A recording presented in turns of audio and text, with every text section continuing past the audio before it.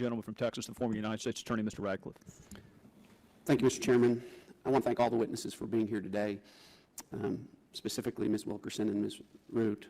Thank you for being here. Your testimony really provides living proof that lawlessness with respect to our immigration laws in this country is having devastating consequences. You know, we all trust that we're safe because we have brave law enforcement men and women patrolling our streets day and night to make sure that people obey the law. But then when our own government tells law enforcement that certain laws are not to be enforced, American families suffer, a point that is all too clearly and painfully illustrated by the heartbreaking losses that you have both experienced. Ms. Wilkerson, as I read your testimony last night and then heard it again today, I was frankly embarrassed to be part of a legislative body that has done so little since 2010, since Joshua's tragic death.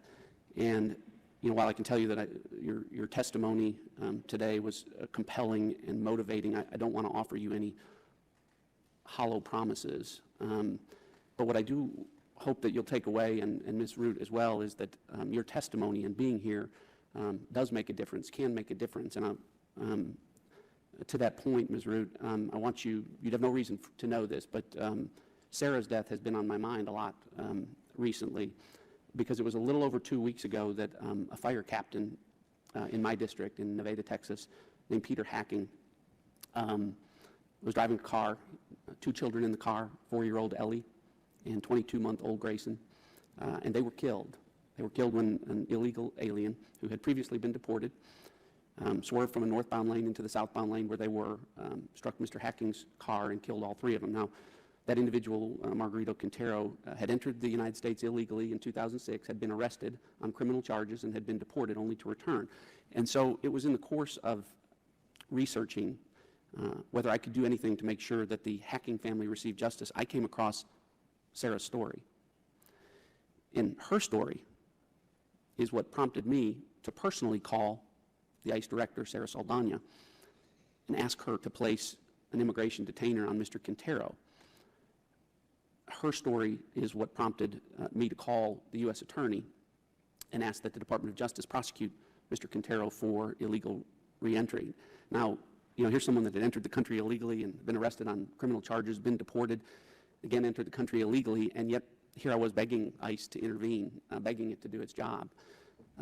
But because of your family's experience, I knew that there was a chance that ICE might refuse to act. But I also believe that because of the attention that Sarah's story has brought to this issue and the suffering that has been caused by this administration's lawless policies, I'm happy to report that ICE did intervene in Mr. Hacking's case, and he is going to be prosecuted federally. You know, the fact that I had to ask ICE to do its job, and the fact that that action in and of itself became a news story in my district really says a lot about the lowly state of affairs, as does the fact that yesterday our Supreme Court had to weigh in on this issue. I think it really speaks to the dysfunctional place where we find ourselves. You know, Ms. Wilkerson, Ms. Root, you're both right. It shouldn't take personal pleas from a member of Congress to make this administration enforce laws that are already on the books. As Chairman Gowdy said so well in his opening, when we talk about families being torn apart by illegal immigration in this country, it's families like yours that we should be talking about. Families like yours shouldn't have to endure the pain and suffering that you're experiencing.